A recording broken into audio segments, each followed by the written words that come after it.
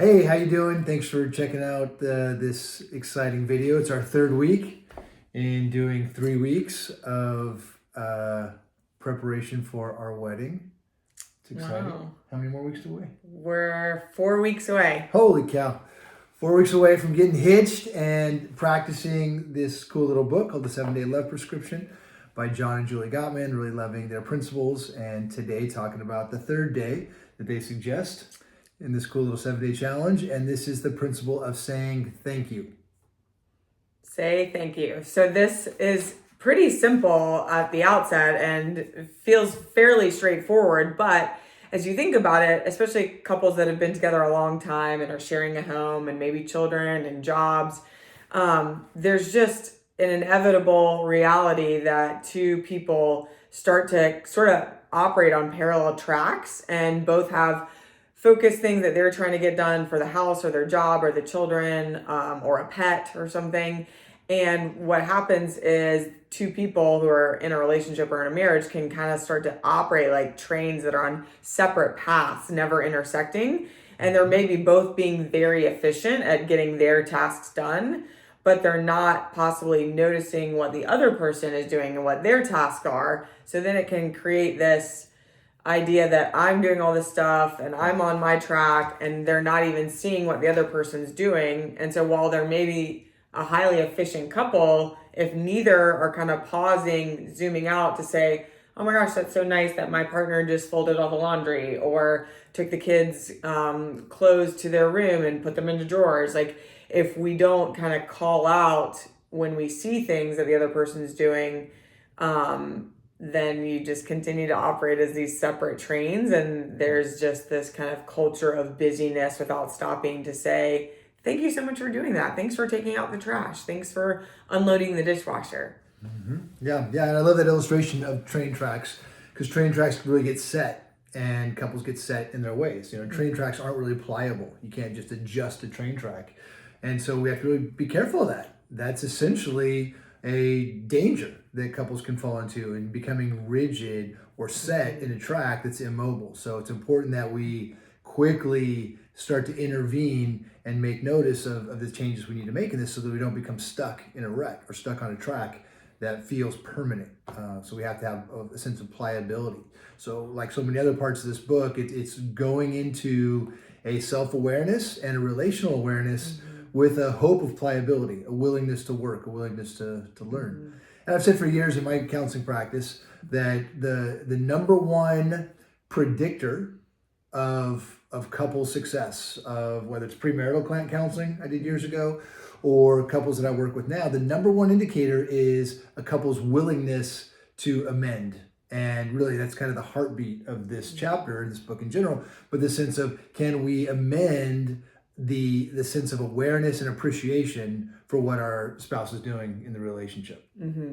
And this chapter really is focused on the appreciation aspect of trying to have these little moments in your day and your life and your cadence together where you essentially call out, you literally say it out loud, say the appreciation. Thank you so much for, cleaning little Susie's rain boots that have mud all over them. That was a big help to me because then I didn't have to do that so that I could go take a shower, etc. And in the chapter, when they're talking about the appreciation in couples who are in a good, healthy motion and habit of saying thank you, it said unhappily married couples missed 50% of the positive things that their partner did. Yeah. So they make this really critical point that couples that were, rated as happier, ranked as happier couples, they were simply just better at seeing their partner do the positive things. Mm-hmm. So it's like they had a lens or had, rose-colored goggles or glasses to see oh my gosh, that's so nice. They just carried the laundry up the stairs, or they vacuumed out my car, or, set the coffee for the night before to be ready to brew in the morning, and little things like that, seeing them, having this eyes to see, right? Yeah. Well, that's the interesting point. That setup for that awareness was that they said couples do about the same number of kind things. They're kind of biased towards believing people are generally thoughtful people. Like existing in a cohabitative state has a certain percentage of doing things that will impact the other person, and unless a person's just totally oblivious to the impact that they have on other people, which some people are, let's be honest. And some people watching this might be like, oh my gosh, my spouse is completely oblivious to the fact that they, make things more difficult for me because of the way they leave a mess, whatever. So some cases. But in this research they did, again, the Gottmans are so totally research-based. So they did this research and said, wow, about the same number of nice things are happening in unhappy couples and happy couples. The difference is the happy couples are acknowledging it, are seeing it. Yeah. And like, what couple hasn't had that conversation or conflict or disconnect where they say like, hey, I just did this thing, or did you see I just did this? And then the other person says, well, I did this. And then it's kind of a back and forth of whose task was greater, or whose, inconvenience was greater, or who did the better thing. And they're kind of trying to flip that on their head to say, why don't, instead of like a competition of who's done more, did you see what I did?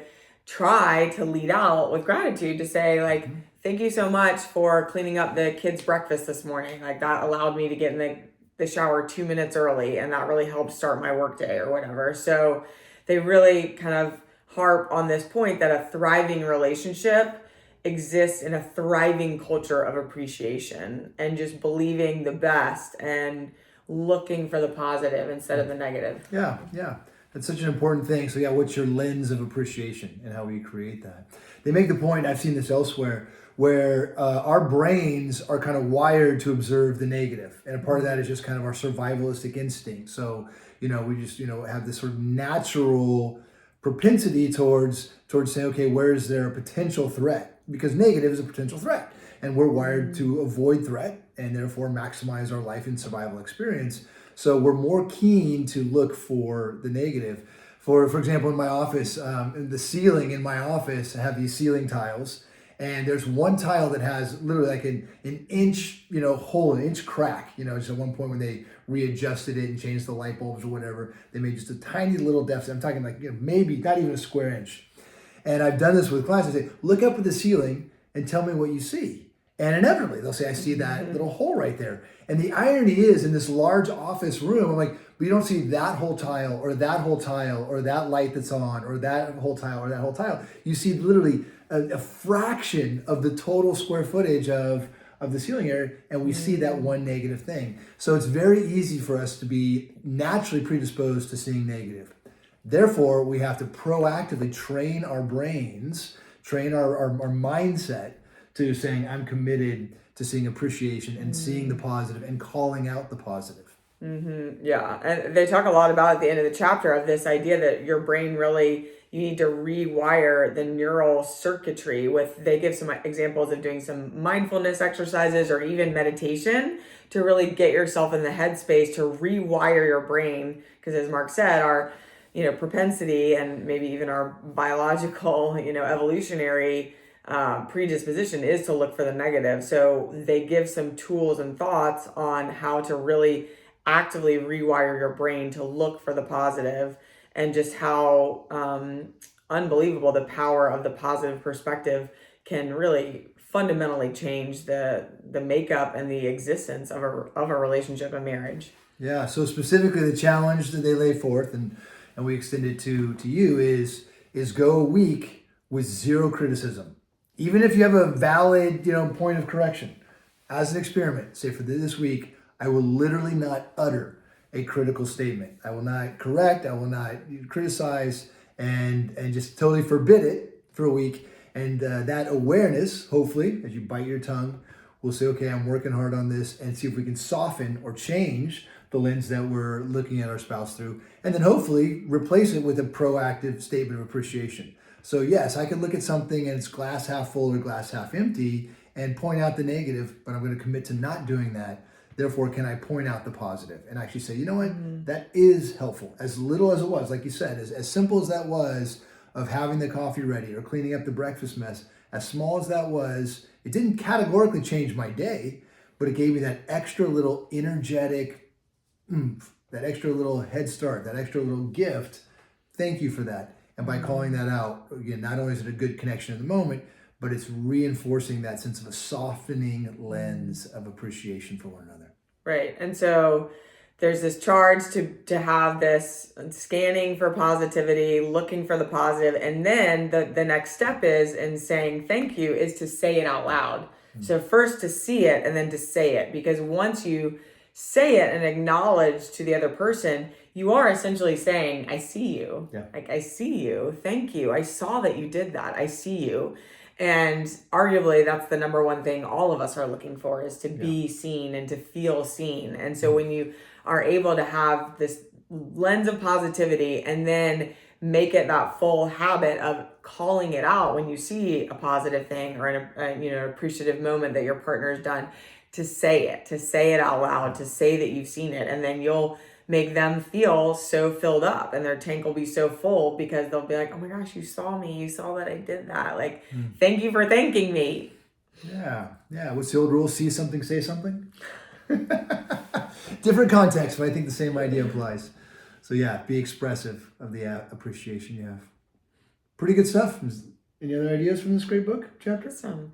No, I think this is one of the most, kind of very quickly actionable days that they talk about in the 7-day love prescription of, that's a pretty easy charge you could fit into your week this week of just trying to look for positivity, and then maybe even challenge yourself every day. Maybe try to say thank you once a day, because there's has to be one thing your partner does that's worth thanking them for. Like, thank you for getting gas for my car, or thank you for taking the trash out, or there's got to be something. So maybe even just thinking about this week, try to say thank you for something once a day to your partner.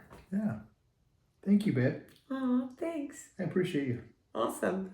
All right. Thanks so much. Okay. That's week 3. Check it out. Let us know what you think. Obviously, we appreciate subscriptions and comments. We'd love to engage. We've got other material on our websites. You're welcome to reach out anytime. Glad you guys tuned in. Have a great day. Thanks. Bye.